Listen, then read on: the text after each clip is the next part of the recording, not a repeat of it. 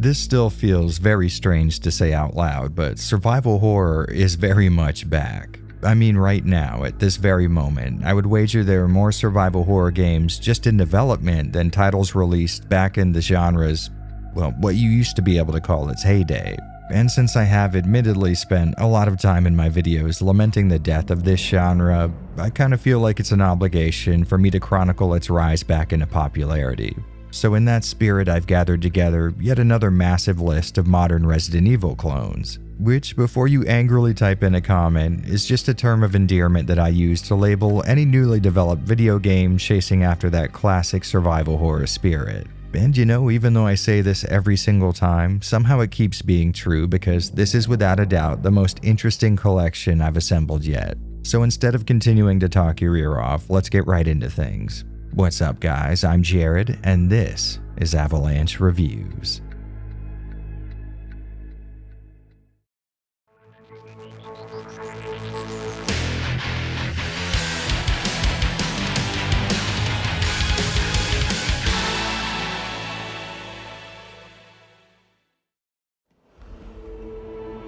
It's you! Tell me, who are you? I am no one. I covered Endless Blue in a previous Modern RE clone video, and to be honest, I don't exactly think it's necessary to keep people abreast of every single update made to a game I've already talked about, but this one's a bit of an exception. That original demo was a very, very early look at some great ideas, but it used a lot of placeholder assets and could be finished in like 15 minutes. It was amazing in the sense that it got me very excited to see what the developer had to offer, but I only got the briefest of glimpses into what they were capable of. Now, this new demo, by comparison, is a masterwork. The AI voice acting has been replaced by honest-to-goodness human beings, there's new art, UI elements, locations to explore, and a boss fight. God damn it. This mission just keeps getting weirder. What I like so much about Endless Blue is how well it sets up a vibe. It's self-defined as lusting after that 90s era of survival horror, but to me it feels more like something that would have come out during the Dreamcast reign. The color palette, high-res 3D models, and just the way the backgrounds look all put me in a very Dreamcast-y kind of mood, which, you know, is a really great place to be. But getting into the real meat and potatoes, this demo immediately ups the production value over the last one by starting off with pre-rendered cutscenes. I've said this before, but for some reason you don't see very many pre-renders like this in these indie releases, which is a shame because they go a hell of a long way towards selling you on the idea that this is a genuine release from the era it was inspired by.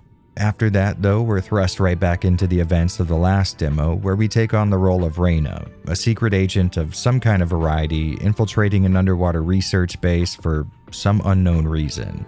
Once we get inside, Reyna's thrown off by how empty it is, and in true survival horror form, we come across lots of world-building flavor text in the form of journals and diaries left behind by the people who used to inhabit this place. Every bit of info we stumble on seems to point to some kind of an experiment escaping, but we still have next to no actual details on it. After coming across the end result of that outbreak, we give it a few impromptu full-body piercings and then get a call from the only other living person Reyna's come across this entire time.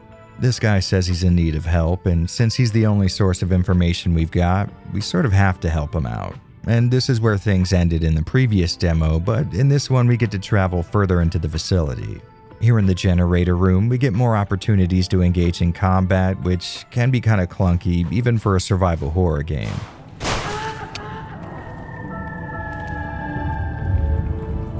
Now, it's definitely not bad, but the speed at which you shoot can require you to reposition yourself more than a few times in a single fight. Of course, you can technically run past these things, which is what I would expect from a game like this, but I found that can lead to getting jumped somewhere down the line, so you might as well take care of things while these guys are alone. This new area has a bit of a roadblock in the form of a flooded section that's also been electrified. Once we turn off the power to the area, we can cross the flooded pathway, but we're going to need that power to be on to be able to use the door on the other side. Which means we'll need to get our hands on this ladder right here and use it as a bridge once we get the power going again. Which might sound a little simplistic to be praising, but I think it shows a very obvious indication that this guy really understands the kind of puzzles this genre should include. Once we step through the threshold of that door, though, things get very weird.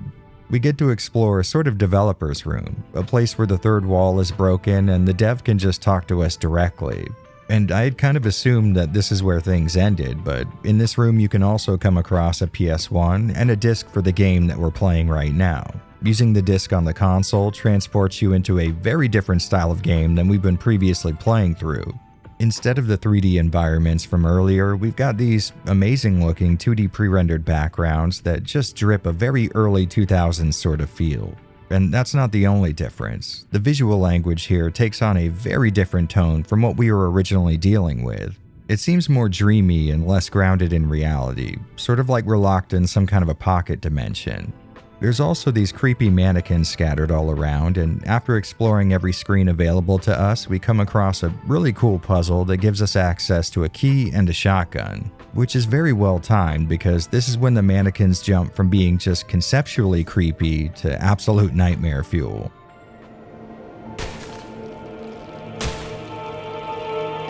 Ah, shit. And you know, the fact that they can take several shotgun blasts to the chest doesn't really help that. Progressing past the absolutely terrifying mannequins, we come across a seemingly empty room where things change back to the earlier 3D style.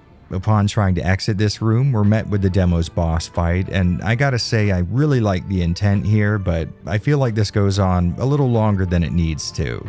I'd say with a life bar that's been cut in half, this would actually be a successful survival horror boss encounter, but as it is, I kind of felt like I had glitched the game or something was going wrong because it was taking way too long to finish this thing off.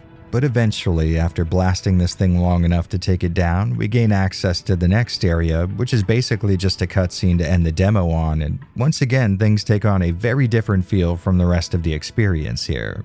It seems to be hinting at a more psychological bend to the story, which I'm not exactly against in theory, but I really enjoyed where the story seemed to be going before, a more simplistic but cleaner kind of narrative.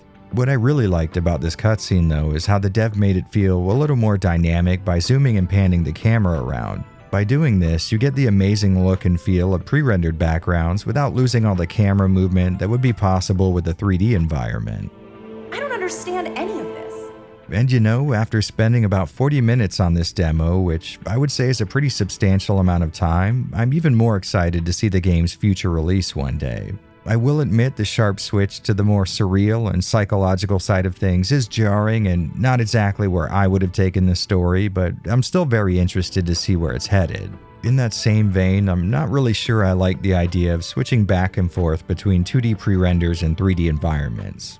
I mean, you guys know I absolutely love the latter, and by no means do I hate real-time 3D for these types of games, but it does feel strange seeing both prominently featured here. In my opinion, Endless Blue's best feature is the razor-sharp atmosphere it's able to accomplish in the early parts of the underwater research base. I mean, most of it doesn't even have music set to it. We're just left with the ambiance of water moving all around us and the blue tint it gives to the lights. Now, to be fair, I would 100% play both of these games and enjoy them if given the chance, that being the 2D and 3D environments, but I'm not sure they exist very well in the same package. But, you know, to be fair, it is a very brief glimpse at the finished product, and for all I know, this developer may be able to pull this off perfectly. And here's hoping we all get to find out, because I am still insanely excited by this game. Endless Blue does this amazing job of transporting me back to my days playing Dreamcast titles, but it's in a way that I can't really explain to you. All I can really say is that if you played enough Dreamcast to be able to hear its BIOS startup jingle in your head before you go to sleep, you're probably going to feel the same way.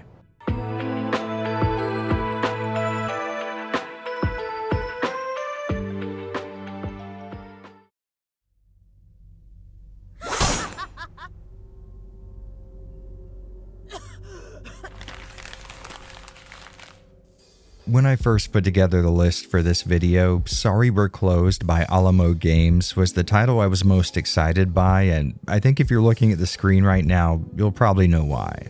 I mean, this thing just drips style and uniqueness, which in the relatively crowded modern survival horror space really helps it stand out. Or at least it did for me. And I'm really happy to say that all of this individualistic flair isn't just skin deep. What I'm trying to say there is that this is a very, very weird game, and I'm 100% here for it. This relatively robust 40-ish minute demo starts off with Michelle, the main character, coming home to an apartment complex. There's an unrelated conversation she can listen into, which doesn't seem to have much bearing on the events of the demo, but makes for really good world building, setting up what seems to be her average home life really well.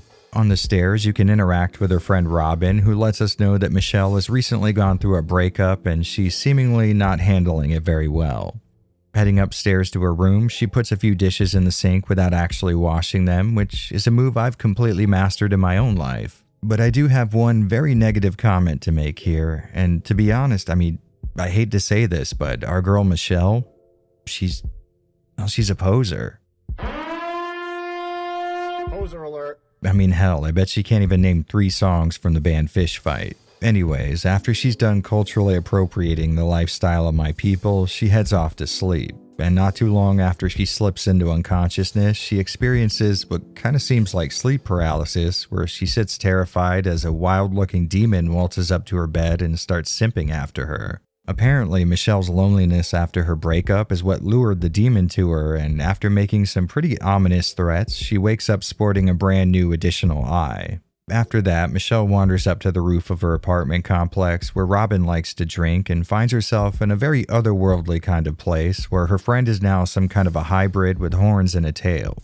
Robin informs us that we're currently in the demon world, and the fact that we can see all of this is actually pretty surprising. She then lets Michelle know that the demon she saw in her sleep actually cursed her, which is why she's got the new eye that lets her perceive this world.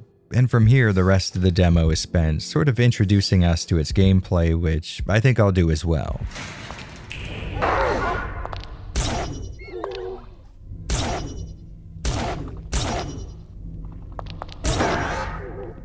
Now, Sorry We're Closed is, in a lot of ways, a very traditional survival horror game, but it's also not in a lot of other ways. In a broad surface-level sense, you've got a fixed perspective that sometimes will track you along a set course, item hunting, a limited inventory, combat, and exploration that's going to require you to revisit previous locations a few times until you've collected everything you need to progress. However, it's in between the margins of all that the game starts branching out and doing some really interesting stuff.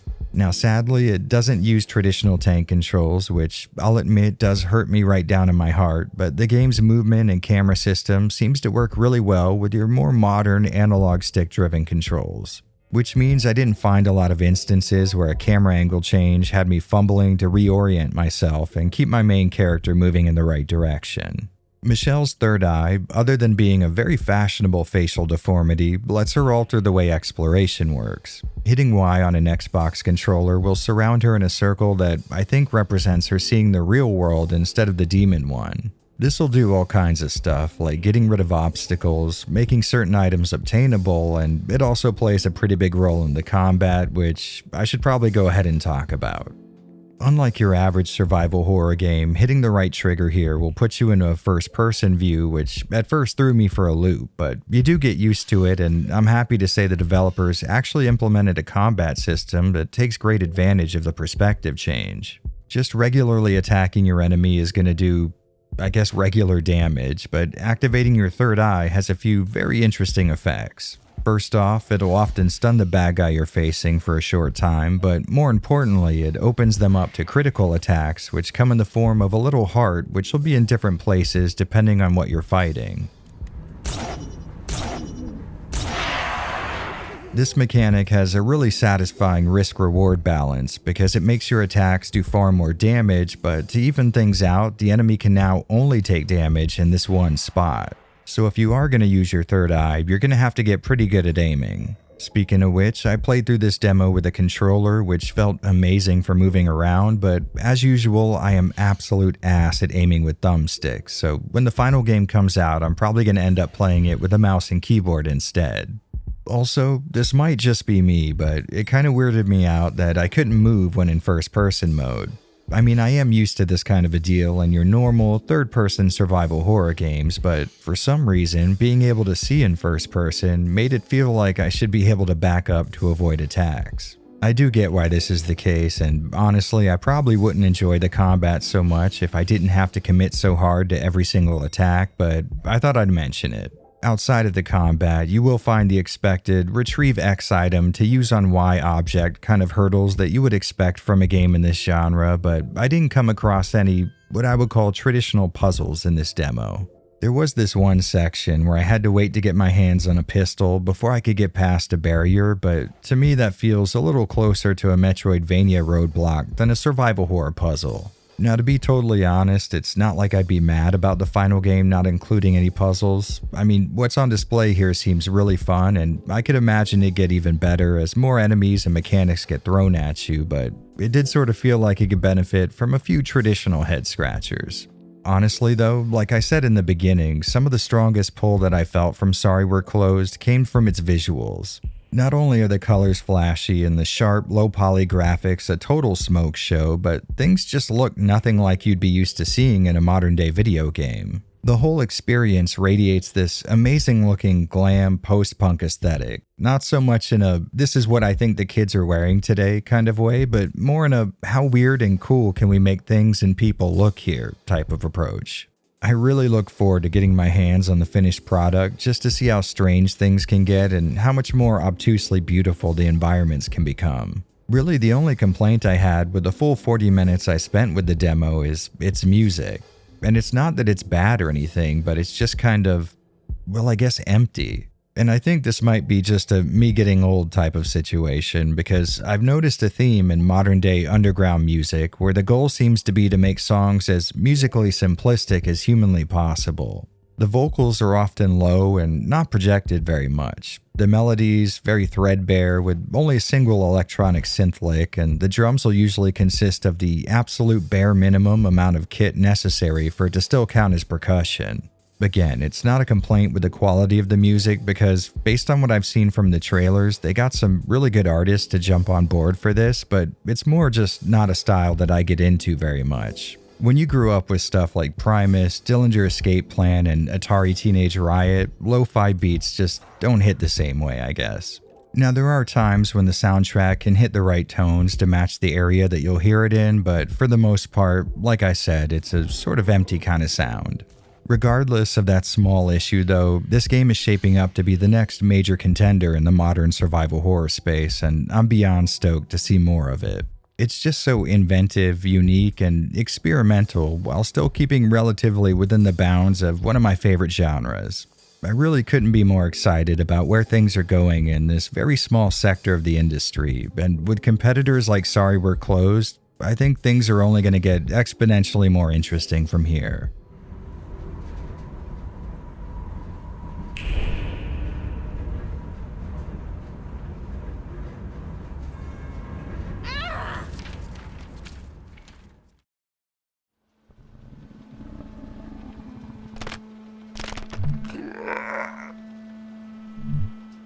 Scarlet Lake by Nocturnal Interactive just so happened to release a demo on Steam right as I was working on a voiceover for this video, and I'm glad I decided to halt production just to include it here because it 100% belongs on this list. And before we move on to its gameplay, I just gotta mention how cool this intro is. Your main character's riding along with some other guy, and through their conversation, we learn that we're headed towards some small town in the woods that's been cut off from the outside world by what seems to be a government organization.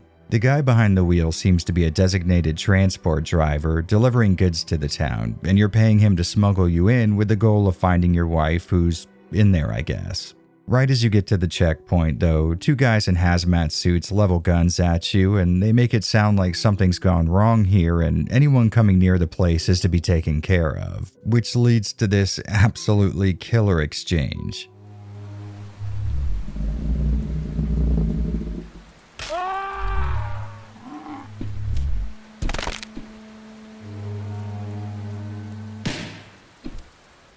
After taking control of this guy, you'll find what I would call a pretty good movement system. At first I tried playing with the keyboard and mouse because that feels more natural to me given this game's perspective, but I couldn't get the Windows mouse cursor to go away. Which probably won't matter as much to most people, I guess, but I'm trying to get nice looking captures here, and it really helps not having a white arrowhead flying around the screen. On the plus side, the game does feel great with an Xbox controller in your hands, but I would really like to see this issue fixed in the final release. Now, as you can see, we're dealing with an isometric perspective here and some big, beautiful chunky pixels, and I find that the lower amount of fine details really helps contribute to the game's surprisingly thick atmosphere. Further adding to that, we've got some convincing lighting, a good amount of fog, really cool environmental effects, and scattered bits of low-poly gore and dead bodies. Consider this scene effectively set. Exploration works just about like you'd expect out of a survival horror game, with you running around looking for keys and key items needed to progress further. Now, this is a fairly short demo, so don't expect to spend a lot of time in this closed-off mutant-inhabited town, but what is on offer here gives you a great idea of what the developer's going for, and I've got to say it's sitting very comfortably inside my wheelhouse. You've got a ton of enemies that you can either fight or run from, puzzles to solve, creepy locations that need exploring, and a mysterious environment that promises to provide a good amount of intrigue. Honestly, this demo has me drooling for more. I mean, I really am in love with the atmosphere, the mystery, and the gameplay. Without a single doubt in my mind, Scarlet Lake is a title to keep your eyes on because I know for damn sure that's exactly what I'm going to be doing.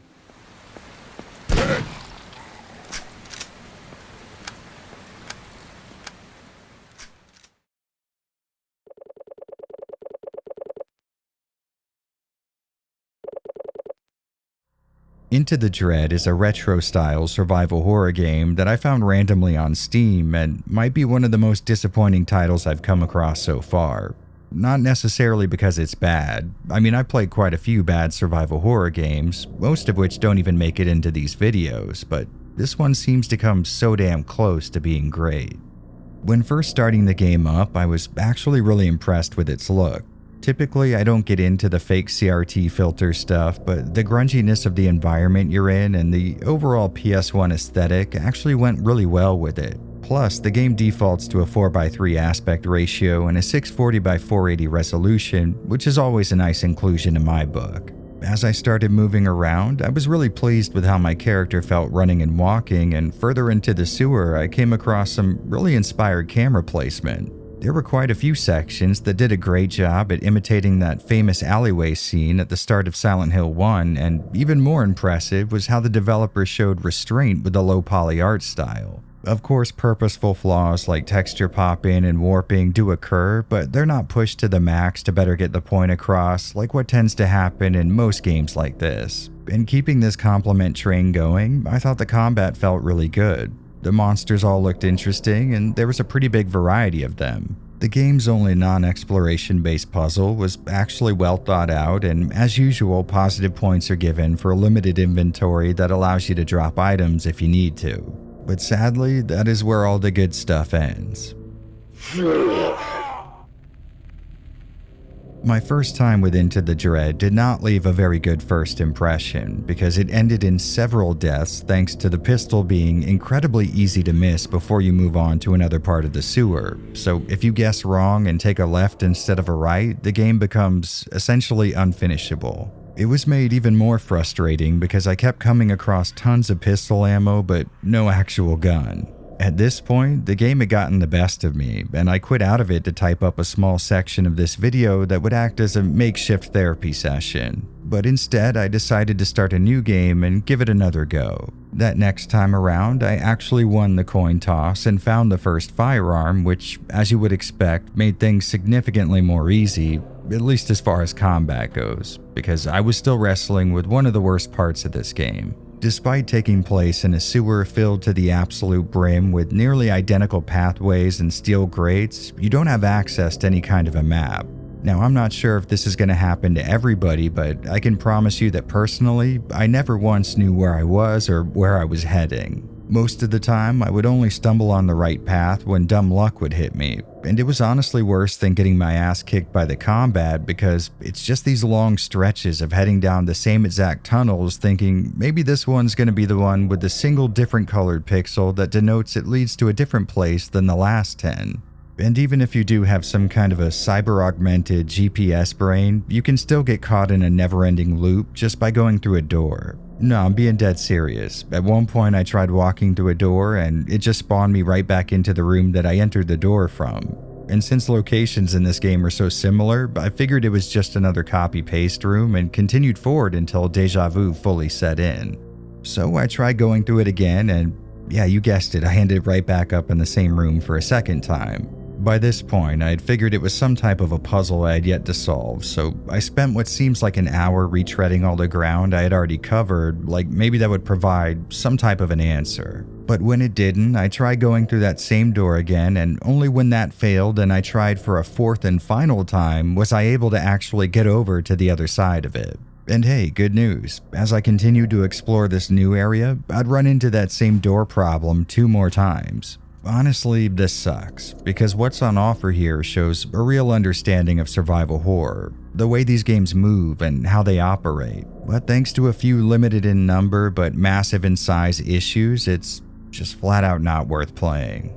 You know, usually when I play a game that feels unfinished to me, it comes with a visual aesthetic that's a good sign of the kind of quality that I can expect from the gameplay. But here with Into the Dread, it looks and feels like a quality product made by someone who really gets it.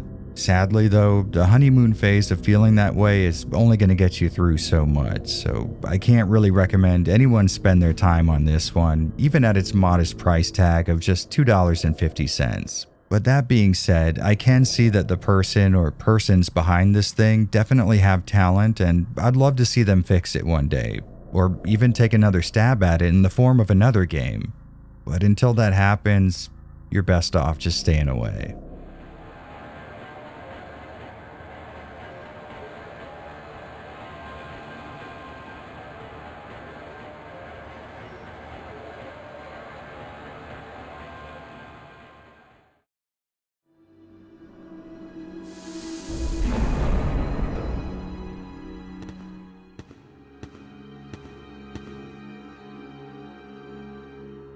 Pathogen X by Sodaraptor is the kind of project that, based solely on its description, is 100% what I'm normally looking for when I'm trying to find games for these videos. But the only portion of it currently available in its demo is an arcade extraction mode that doesn't quite fit that bill as much. But hey, on the plus side, we do have a limited inventory, a lab full of monsters created by an outbreak, and a cool looking guy in a gas mask, which all in some way ties back to Resident Evil. The third person over the shoulder perspective, randomly generated level layouts, and high octane action, however, not so much. That being said though, I think what is here can paint a pretty good picture of what could be possible, and we're going to keep it in the list anyways. The goal in Pathogen X's arcade mode is to drop into the Delta Corporation labs and retrieve a vaccine canister. Each playthrough is going to randomly generate the layout of these labs, and as you might expect with this kind of game mode, you are being timed. There are 3 types of enemies you'll come across down here. The mutant lab worker, a green variant that, to my knowledge, despite what years of video game training has taught me, doesn't actually poison you, and this massive guy with equally massive claws. During your travels, you can come across a pistol, shotgun, M4, and a rocket launcher. The flavor text on the game's itch.io page mentions a Magnum as well, but I haven't come across it in the 4 times I played through arcade mode, so maybe your mileage may vary. And you know, I'd say shooting feels pretty good. Your weapons don't have much of a staggering effect on enemies, but you can shoot fast enough, so that shouldn't really be much of a problem. Now, movement on the other hand, that's got some issues. I found that when using keyboard and mouse, I would come to this sort of sliding stop. Like after I let go of a direction, Hawk here would keep on moving for a pretty noticeable amount of time. On top of that, I feel like the camera's pulled a little too far to the right of the character, which makes it feel like I'm never actually running in a straight line, but instead I have to keep my character moving diagonally so the camera ends up being straight. Honestly though, I wouldn't be mad if this never got fixed if Sodaraptor gave us a fixed camera option for the story mode. I could really see something like this doing well with that kind of a layout, and besides, some of the screenshots on the website seem to hint towards the inclusion of one, which is why I put this game on the list in the first place. Graphically, this thing is a huge winner in my opinion. You've got this PS1 inspired kind of look with simplistic polygons and dithered colors, but more modern day amenities like real-time shadow casting and great looking lighting. I would, however, prefer to see this style of presentation in the game's story mode, where it's hopefully going to have a slow enough pace that I can stop and appreciate things a little more. On top of that, I'm assuming thanks to the randomly generated nature of the environments, most rooms are pretty simplistic small squares separated by loading screens, so it'd be nice to see what the game looks like with handcrafted assets that don't necessarily need to fit together randomly. Even though Pathogen X only offers up a small bite of the kind of gameplay that normally wouldn't make it a good entry for this video series, thanks to a combination of the developer's plans and a good set of raw materials that I think would make for an awesome survival horror game, we're going to give it an honorable mention here. If this looks like a good game to you, maybe stop by its itch.io page or check out SodaRaptor on Twitter, and if enough of us do that, we can politely, strongly suggest that he release a story mode demo so we can give it a proper look here on the channel.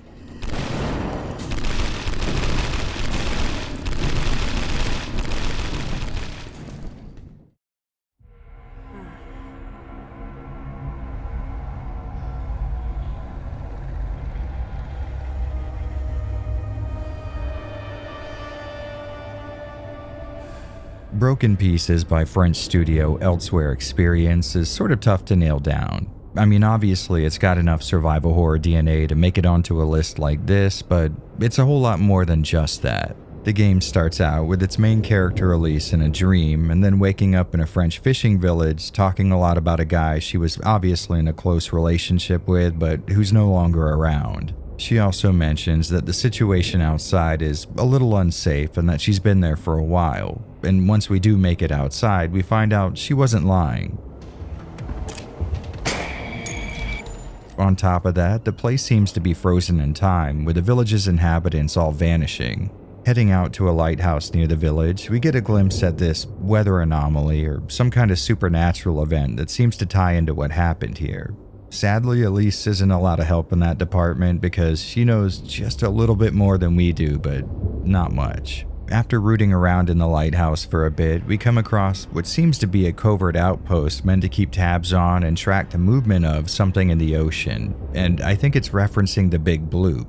You know, that thing that made its way into every top 10 scary real-life events video on YouTube. Essentially, it was a really loud sound that was caught by underwater microphones and turned out to be a massive ice shelf breaking apart. But here in this reality, it was something the world's governments were very interested in, and this goes double for the French. Which is why they put together this secret station next to a fishing village to track it, and that somehow ties into Elise's current predicament. As the game continues, we come across proper conspiracy boards full of black and white photos connected by thread that has a few ideas as to what might be going on. Alright, so first we have this village, which seems to be going through a bit of an environmental shift lately. Wildlife is acting weird, plants are growing weird, and overall, just weird stuff is happening to its inhabitants. Then you've got the bloop noise that seems to be moving towards this quaint town. And that all ties into this insane cult that started showing up and acting all culty about stuff.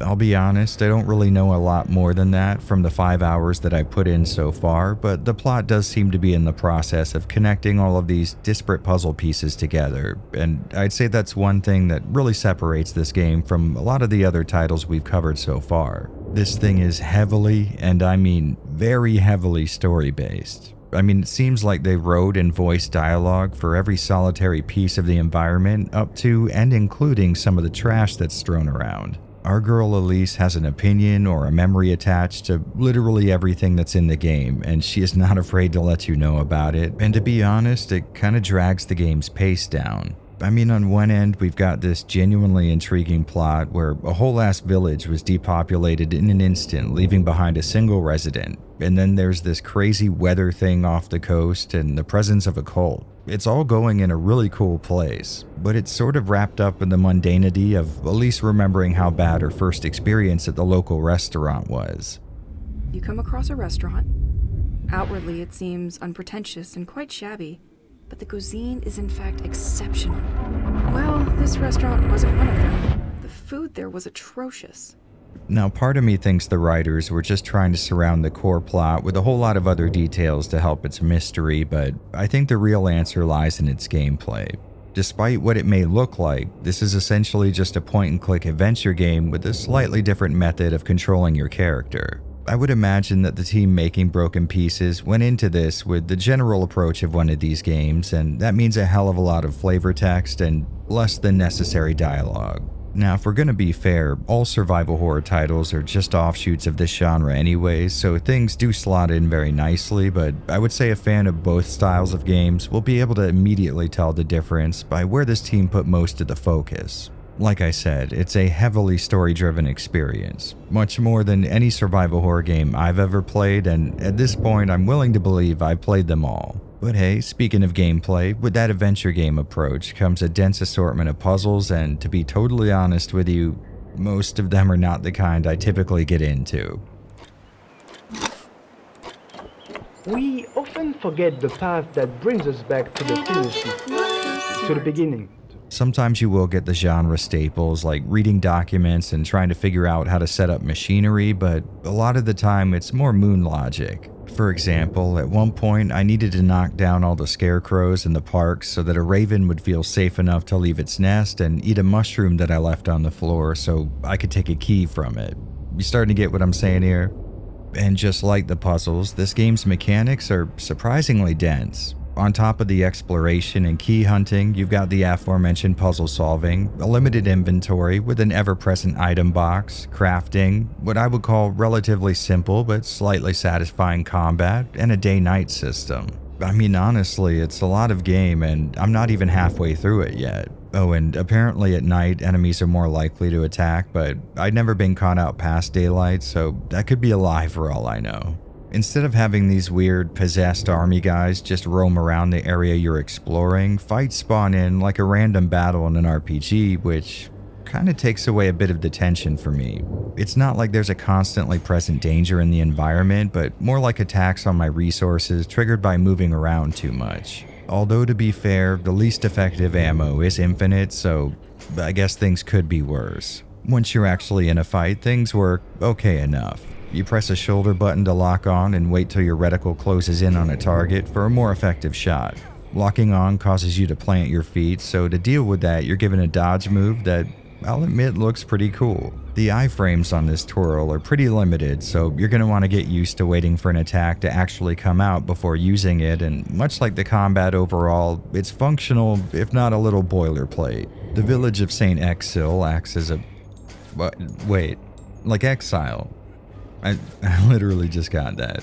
Anyways, it acts as a pretty open environment you can explore, with it slowly opening up to you as you gain more items and solve more of the town's puzzles. But I'd say besides the exploration, I think half of what works really well here is the general atmosphere that this town gives off. Not only is everyone gone, leaving the village eerily empty, but as you walk around, you can catch glimpses of that mammoth weather thing out on the horizon. It's very much a vibe. I would say the other half of what works here, though, is the prospect of uncovering more of this game's story. It has a much more cerebral, science fiction-y feel to it, and the fact that you know so little going into it makes every morsel of information you come across really valuable. That being said, personally, I think it could be a little boring. There's almost no music in the game unless you choose to listen to audio tapes as you walk around, and the soothing sound of water washing against the beach and the seabirds calling out is a natural sleep aid for me.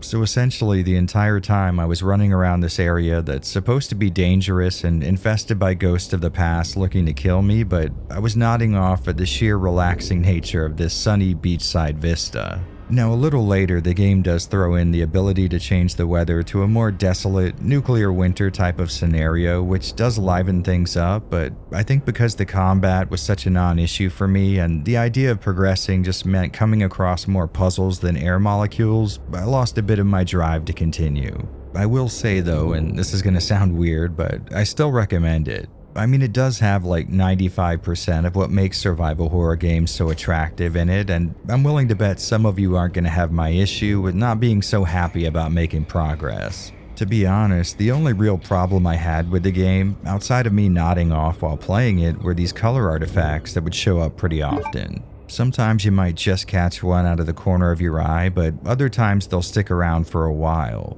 This might not be the case, but it seems to happen more often the further in the game that you make it, so maybe it's a purposeful graphical trick meant to further the otherworldly sci-fi vibe, but I'd say more likely it's just a bit of an accidental glitch. But like I said before, even though this one isn't exactly for me, I can see other people really getting a kick out of it. And besides, I can't guarantee that the issue isn't my format here. I mean, in order to get these videos out in a sort of timely manner, I can only really dedicate 5 or 6 hours to each of them, and that time crunch might be what I'm coming up against. I guess the gist of things here is that this is a really good game that I have no real problems with, but still don't really get into for some reason. But at just $25 on Steam, I would say it's well worth gambling on, especially if you're into the general look of it and the promise of getting to unravel a really nice mystery.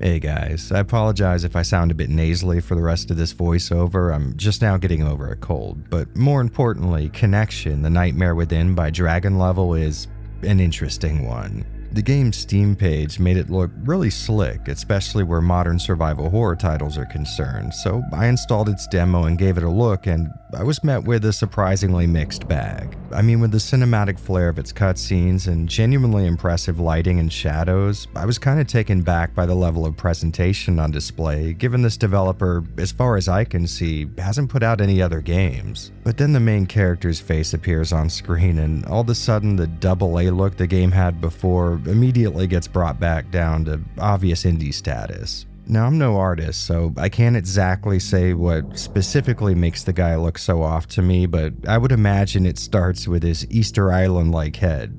What I'm trying to say here is the guy's face is so tall, it's got a decent shot of being drafted into the NBA. And in a similar vein, with all the top-tier visuals, I was really thrown off when I heard what seems to be AI voices in the game. Hey Stone, it's Chief Roberts. Listen, I know you haven't worked for a few months. Have you ever heard of entering the mind space? Entering the mind space? Now, to be totally honest, some of the performances are good enough that they could either be really impressive examples of AI VO or some okay actual voice acting, but like I said, given how good like 85% of the game looks, these little cost-cutting measures and examples of less than impressive design really draw attention. It's like a lighthouse being visible in the night sky, your eyes just constantly being drawn to the one thing on screen that doesn't seem to match up with the others. Potential weird hangups aside though, the game starts out with our main character Michael Stone waking up in your typical film noir style private detective office. With some exploring, we figure out that this guy was a hotshot gumshoe with the LAPD and that he's driven to crime solving after watching his mother die in front of him, but now he's gone private, choosing to work on less dark investigations. In the middle of our office tour though, Stone gets a call from his old boss at the LAPD who tells them that a few feds were asking for their best and brightest, but I guess there's no more talented investigators working there anymore, so instead she gave them Stone's info and they should be dropping by soon. When he asked why they're looking for his help, she tells him to turn on the TV where he finds out that there's been some sort of a terrorist attack, only instead of doing physical damage to its targets, this phenomenon affects their mind. These victims are apparently being attacked by figments of their imagination, but their minds see them as being so realistic that any harm caused in their brain, I guess, is actually felt by the body. Which, to be fair, isn't the most ridiculous thing to happen in a survival horror game. Just then, like clockwork, our federal agents walk in to recruit Stone to deal with this issue. They take him to some secret lab where they reveal their ability to access something called the Mind Space. The Mind Space? Which is tech that they discovered while trying to explore memories and past experiences. At some point though, the lead designer working on this project left with his own modified mind space stuff and perpetrated an attack like the one in the news, but was killed in the process. Which normally would solve most issues, but I guess this guy kept on living inside the mind space. The Mind Space? And now they need Stone to head in there and stop him. A story that seems eerily similar to Shinji Mikami's Evil Within, or more to my taste, The Cell. Or as I like to call it, that one movie where Jennifer Lopez smokes a bunch of weed and tries on her weirdest dresses. Honestly, overall, it's a pretty intriguing setup, and it lets the developers introduce all kinds of weird shit without needing to explain why all of it's able to exist in the real world. And it also makes a little more sense why you come across such esoteric concepts like the kind of puzzles one would normally find in a survival horror game. Alright, so we've got what I would call a really great jumping off point. So how does the game play? Well, kind of like its visuals, interacting with this thing is a mixed bag.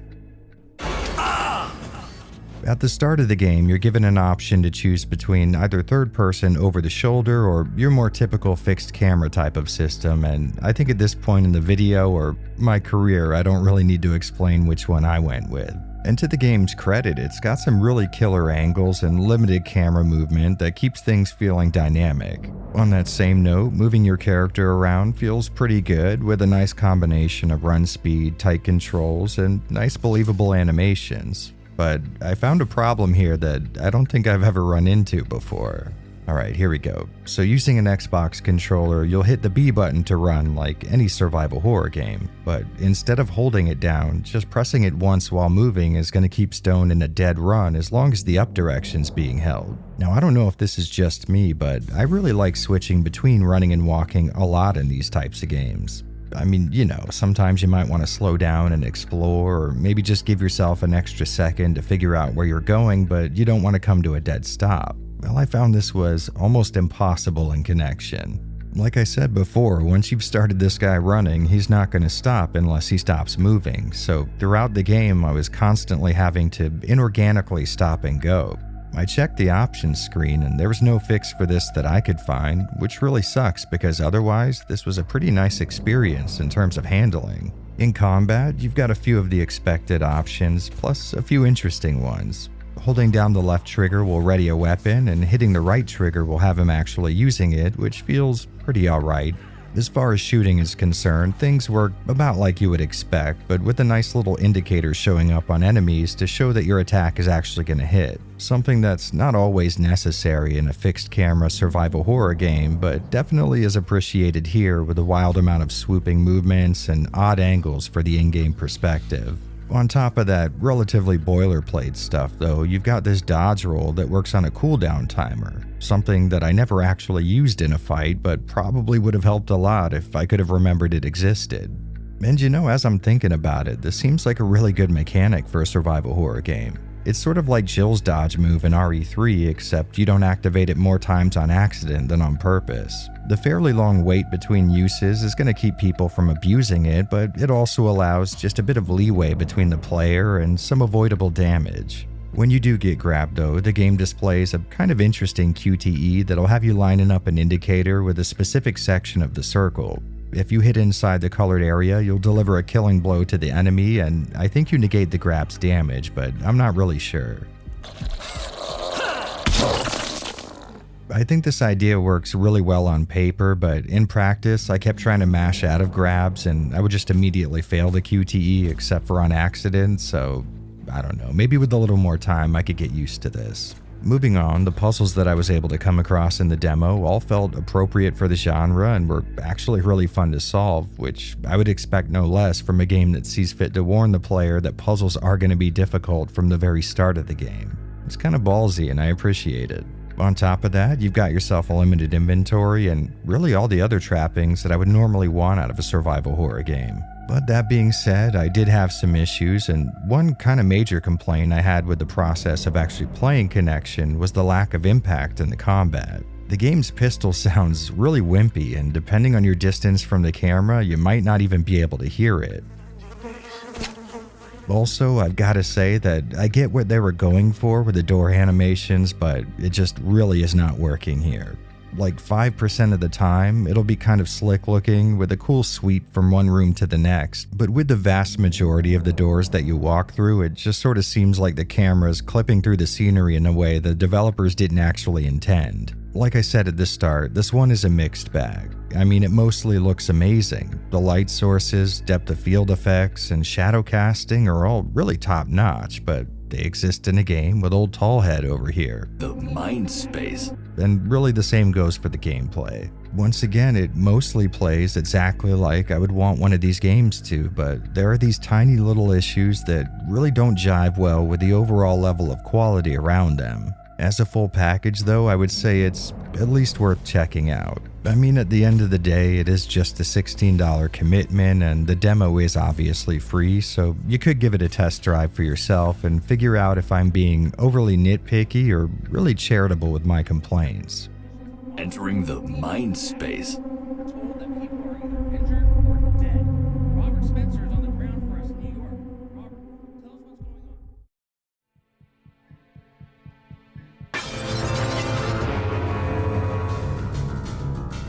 I couldn't be more serious with you when I say that I love seeing 2D sprite-based games in these videos, and while Retrofiction's Dead of Darkness may be a little simplistic in its presentation, it also offers a very big Resident Evil adjacent package. The game's demo starts out with a text crawl setting up a plot that, according to its Steam page, is going to be delivered a little more professionally in the final product.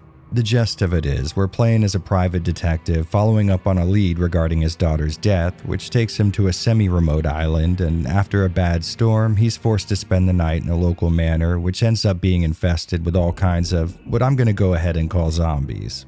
As far as the playable portions of the demo goes, you don't really come across anything that sheds more light on the overall story of our main character, but you do get some nice world-building pieces of info that seem to point towards an epidemic or virus outbreak happening here on the island. In terms of gameplay, it's basically all of the traits that you would expect out of an early Resident Evil title, minus one dimension. We've got ourselves a limited inventory, relatively scarce resources, an old mansion with more locked doors than living inhabitants, puzzles and save rooms, complete with item boxes. I will admit, at the start of the game, the limited animations and what I would call less than stellar sprite art didn't really give me vibes of a well-made production, but once I got an idea for how all of it fits together, it was actually really competent. Now, I'm not even sure I need to say this next part, but as you explore this manor, you're going to come across a lot of locked doors, items to collect, and skinless zombies to put down. The combat is pretty standard fare, with you holding down right trigger and hitting the action button to fire, and with the chunky size of your sprites relative to the environment, you're going to need to take special advantage of your spacing.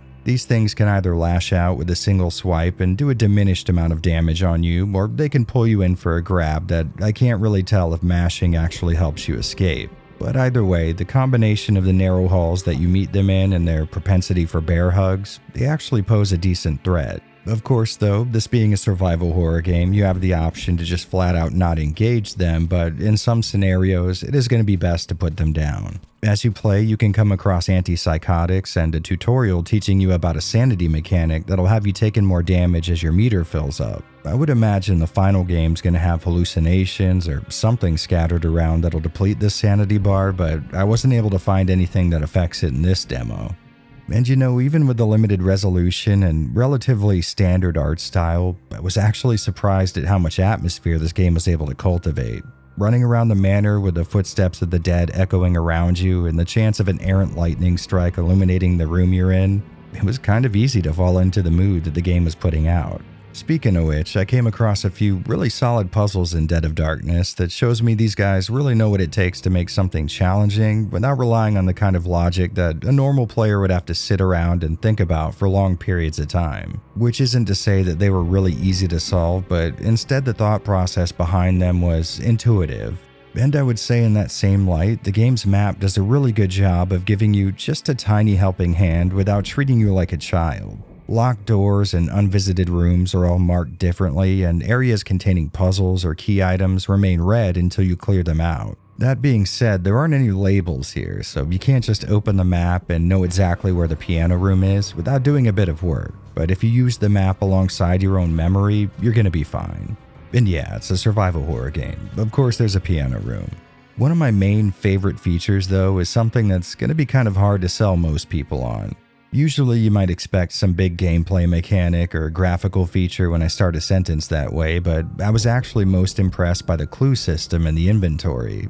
Once you come across a file in the game, which, by the way, if any of the developers are watching, it would be really nice if you could automatically read files instead of having to go into your menu and do it manually after you've obtained them. But anyways, after you actually read one, you'll get a clue related to what you just read. For example, let's say you read the note about the family's new safe and its default combination. Instead of you magically having that knowledge when you examine it next, you'll need to go into the clues menu and use that bit of info as if it were an item. Similarly, when you come across a note on playing the piano one octave higher, you're going to have to combine that information with the sheet music you came across to have your character make the appropriate changes. There's a lot of really cool stuff going on in Dead of Darkness that might feel very slight, but they're smart additions to the standard survival horror playbook.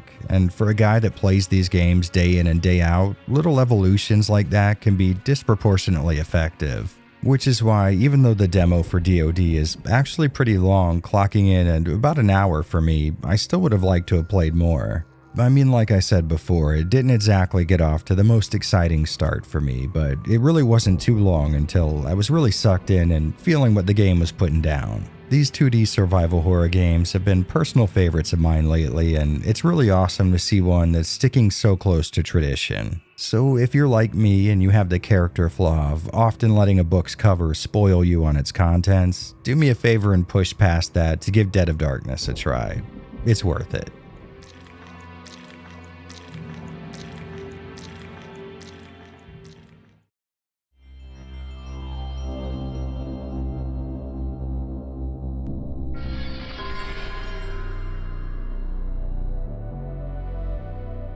Shadow over Normoth by Warkus, if the name hasn't already given it away, is inspired by Lovecraft's Cthulhu mythos. It was made during one of the haunted PS1 game jams, which is a fun little compilation put together and hosted by itch.io. It starts off with your nameless main character waking up on a beach next to a lighthouse. After some exploring, we come across a shack where a person who looks like they've been through the transformation into a deep one gives himself one of those 9mm ear piercings that go all the way through to the other ear.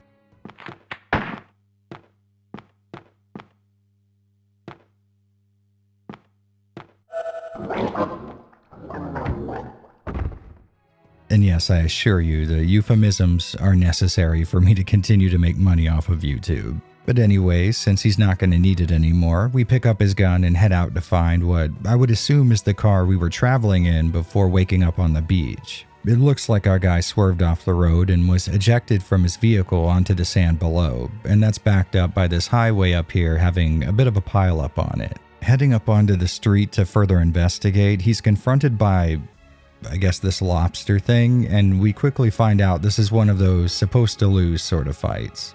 After what I can only call getting chopped in half, he wakes up in a sewer where we get our hands on a flashlight and have to solve a lever puzzle to progress forward. Once he makes it out of the sewer, it's basically a boss rush with a few regular enemies thrown in for good measure. First up comes this serpent thing and then a more angelic looking being. The game's story is basically non-existent outside of some environmental storytelling that seems to point in the general direction of some kind of strange happenings, but nothing's ever really confirmed. Now, to counter that, you can find a few items that can't be used, their descriptions reading that they're part of some repressed memory, but we never really get any closure or anything other than those words, or at least not that I've found.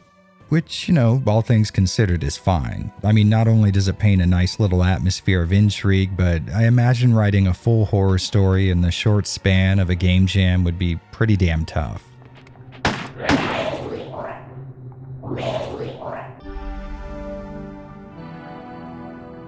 In terms of gameplay though, we've got the survival horror trifecta of D-pad driven tank controls, backtracking, and fixed camera angles. And yeah, that definitely checks a lot of boxes for me, but without being mean, I'll say you could definitely tell this was put together on a time crunch.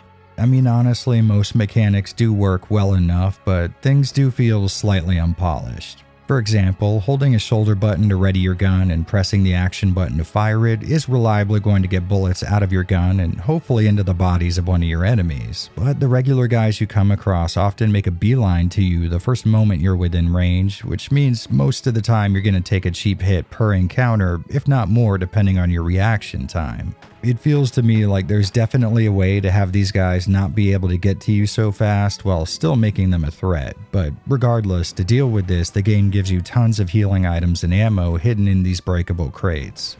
And now that we've laid everything out, I can definitely say that SON feels a lot more like it's influenced by Silent Hill 1 than H.P. Lovecraft. I mean, not only is our main character a dead ringer for Harry Mason, but even though the backgrounds are fixed in nature and contain no real animations, they're still dithered to a degree that points to a real love for SH's debut on the PS1 and specifically its 3D environments. Of course, then there's the abundant resources and unlimited inventory, which, by the way, looks like the aforementioned SH1's inventory, only improved on in style. And while I'm bringing it up, I want to make it clear that I'm not complaining. As far as I'm concerned, indie developers can reference that amazing video game all they like. Graphically, I'd say Shadow over Normoth feels relatively simplistic and lacking in detail, even for a game chasing that PS1 low-poly aesthetic. I mean, to be fair, this was a game that was made in a pretty short amount of time, and it does have a great atmosphere, so I can let that slide. But hey, your flashlight looks great, and the enemies, even though they have that massive geometric shapes kind of look to them, from afar it all blends together into something that's immediately both readable and sort of unrecognizable by your brain. Which is something I've always really enjoyed seeing in PlayStation games, and it's pretty cool seeing it make a comeback here.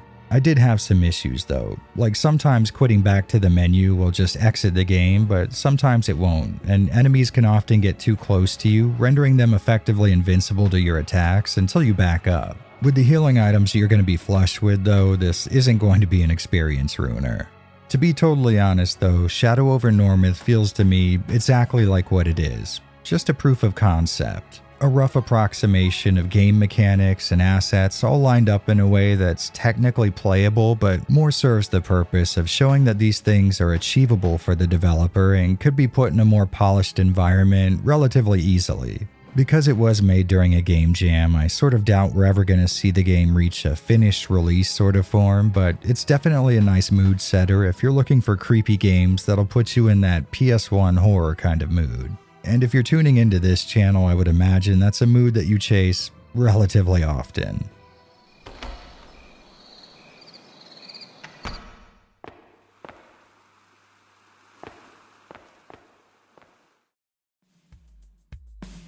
Introducing Max, the man who loves sex.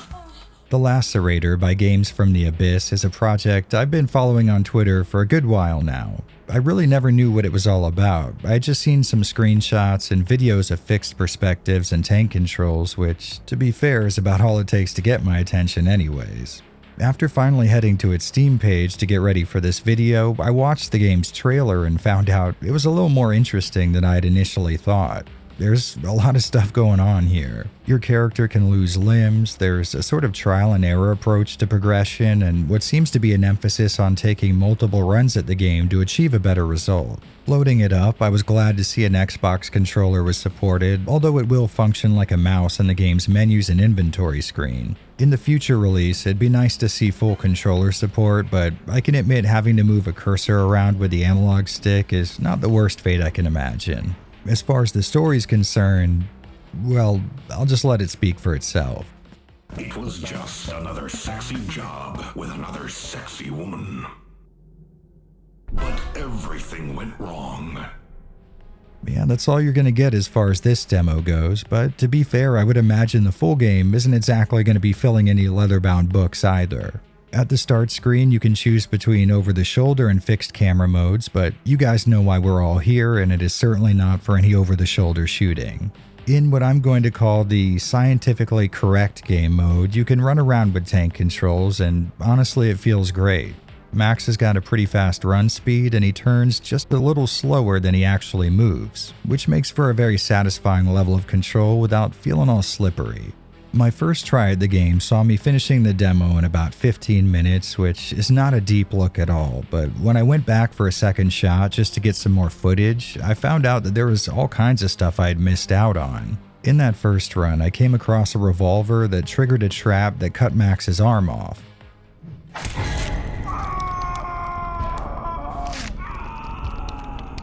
After that, even though I was now both armed and unarmed in a way, aiming my newfound firearm was tough because Max was breathing so heavy. It was really gnarly actually trying to shoot enemies because my reticle was moving all over the place, making it hard to tell if I was even lined up with them. Luckily, you can also take advantage of melee attacks, which are obviously going to change as you lose extremities, but to be honest, I found these to be kind of OP. On my second run, though, I was able to find a shotgun and, more importantly, an axe that made hand-to-hand combat even more overpowered. Regardless of what weapons you find, though, at some point in the demo, you're going to trigger the aptly named Lacerator, who acts as a persistent stalker kind of character. Even when you beat this guy down, he's just going to run away to some other part of the environment, and I would imagine this is going to play a much bigger role in the finished game when you have the full game map to move around in. In terms of exploration, I'm gonna say things are unexpectedly dense given the short runtime of this demo. There aren't exactly any puzzles in the traditional survival horror sense, but you can do things like deactivate the trap that would normally cut your arm off. Like any other self-respecting title in the genre, you'll be using items you come across on parts of the environment to further explore, and when the Lacerator isn't around, you'll have whatever these guys are to deal with. And I'm happy to say that even though you can feel this almost dungeon crawler-like attempt at replayability, there's a lot of regular old survival horror in here as well. I really got a kick out of the camera angles too. They're set up surprisingly well, lending to this snuff film, voyeuristic, 70s exploitation kind of atmosphere. I also think the low-poly character models look great, and even though I've never been a fan of the whole fake CRT filter thing, it's not overly offensive in this case, and it fits the style. I was pretty stoked to see that the options screen lets you choose between 3 different levels of video quality, but to be honest, I didn't really see much of a difference between them outside of general sharpness. And finally, the game's soundtrack is really damn good, with that synthy horror movie OST kind of sound to it. It actually reminds me of the kind of stuff you'd hear in a puppet combo game, which is high praise.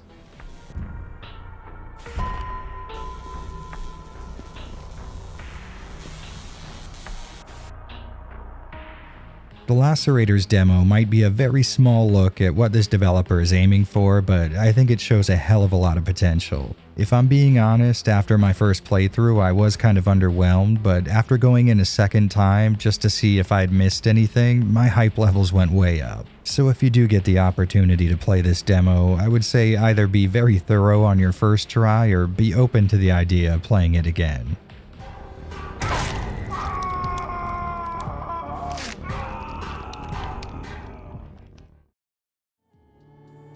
Well, alright guys, thanks so much for swinging by for yet another look at the promising world of modern survival horror games. Once again, I apologize for how weird my voices sounded. I'm still getting over being sick, but more importantly, I still have a few titles up my sleeve for another one of these, but if you know about a project that fits the bill, please let me know down in the comments. Even though I've made a pretty dead serious habit of keeping my eyes open for titles like this, more than half of the stuff you guys saw today came from recommendations I got after releasing my last video, which means I genuinely couldn't do this without you guys.